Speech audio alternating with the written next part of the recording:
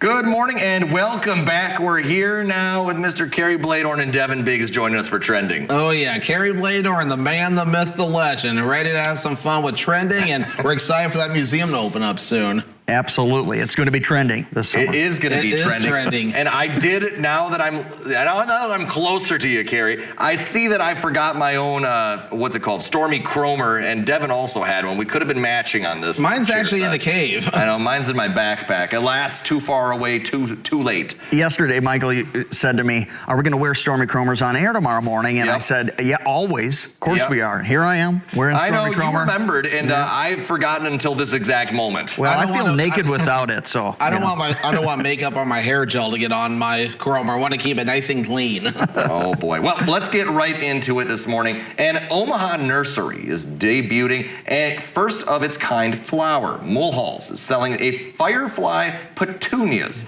which gives off a soft glow. Take a look at this. They are one of the first places in the country to sell it. Scientists developed the plant by using natural bioluminescence found in mushrooms. Mulhall says that the flower is completely safe and, like a normal petunia, needs about 6 hours of sunlight a day. Mulhall says that the supply is extremely limited and they don't expect the plants to last very long. Wow. A glow-in-the-dark plant. That's about as impressive as you saying that big fancy word earlier. Was it petunias? No, it was not petunias. It sounds like a conspiracy theory in the making, honestly, glowing plants. My wife loves plants. Guaranteed we'll be having a glowing petunia in our house this That'd be summer. really cool. I mean, imagine, I think it'd be really neat to kind of plant those around the house. Then it kind of be like outdoor night lighting, kind of.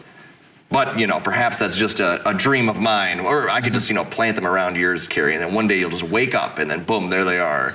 I'll have secret pop-up glowing petunias in the yard. That wouldn't be scary at all. Everyone would be like, what is that in Kerry's yard? Well, we already have fireflies all over our backyard, so, you know, why not add some firefly petunias to the mix? It's incredibly fitting. But Devin, we got a story for you right here. Yeah, so a bill to restrict cell phone use in Iowa schools will be signed by Governor Kim Reynolds once it reaches her desk. This comes after the Iowa House passed the legislation Tuesday, 92-4. The bill requires school districts to limit use of cell phones and other personal electronic devices during classroom instruction, and limiting digital distractions was a main priority for Reynolds this session. She said schools that have already implemented similar policies have seen better student behavior and engagement. You know, when I was in school, the rule was you couldn't even have your phone on you. It had to stay in your locker or at home. If you got caught with your phone, it got confiscated no matter what. Devin, when I was in school in the 1900s, there was no cell phones. We weren't allowed to pass notes in class. Oh. You know, I think we could all afford to get off our phones a little bit, right? Yeah. So,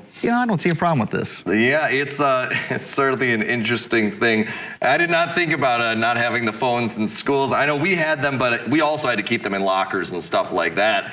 They were just track phones when we were growing up, I suppose. But the big thing then was we had iPods. So you'd have your music listening devices and you'd use basically any excuse in school to put them in your ears and then just, you know, go about your work. Yeah, everyone would just tune everything out and just listen to those iPods. Is that you always got those confused between the iPhone and the iPod, and now I don't even think they make the iPod anymore. It's just everything is on the iPhone. Yeah, I think that's probably about right. Yeah, but yeah, when did you get your first phone, Kerry? When was that coming out? Shucks, it's been ages. I can't even recall. But, you know, from Walkmans to Discmans to iPods to paper notes to cell phones, I think students are always going to find something, you know, that's a little distracting in class, and it's a learning opportunity there. So they'll find a way, because even when we had to have our phones in the lockers, we still had online messaging boards and shareable games through the internet. The schools tried to block the sites, but of course they just create new ones. So where there's a will, there's a way. You can always go with the old paper notes because they can't confiscate all the paper or ban all the paper. You need paper for school. Never know. But Kerry, I think you got a third story for us this morning. they're back. Trader Joe's is out with a new line of mini canvas tote bags. Oh. I've been just waiting with bated breath for these tote bags, which reflect the spring season. They come in a variety of pastel colors: baby blue, mint green, pink, and lavender. The grocery chain says the bags are ideal for small shopping trips. Trader Joe's released a different line of mini totes last year, which became a viral sensation. People were lining up to get their hands on the bags, and they're pretty inexpensive at $2.99 a bag. There's a limit of 4 per customer. They must be pretty popular if they have to limit the number of them. I've never even heard of this. I don't even know where the closest Trader Joe's is to the Northwoods. I don't know either. You know what? I'm going to do it again, Mike. I'm going to whip the phone we out. just ran a story about limiting your phone use in class, and Devin pulls it out mid-air. We're going to have to confiscate that Well, for it'll, the rest of the leave that in show. your locker. it'll give us an answer. At least it should. Yesterday, it gave you the wrong answer. Yes, it did. We thought Green Bay was the nearest crumble, and then we got a whole bunch of messages. We. Yeah, you did too, and so did I. That the nearest one is in You. Rib Mountain. It's All like right. they say, you can't believe everything you read on the internet. All right, and hopefully this is actually true this time. Looks like the nearest one is in Madison or Milwaukee.